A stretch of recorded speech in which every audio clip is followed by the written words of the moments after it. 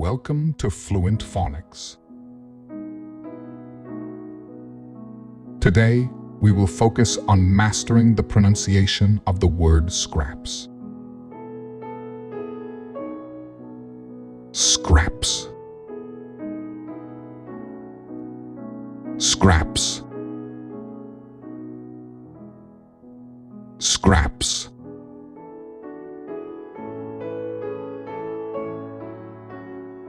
Here's an example of how one might use it in a sentence. After dinner, she saved the scraps of food to give to her dog as a treat.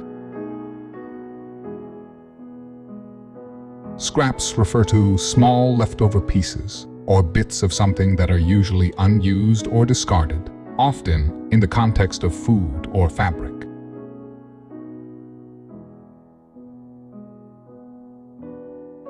Thank you for your time. If you enjoyed this, please like and subscribe for further content.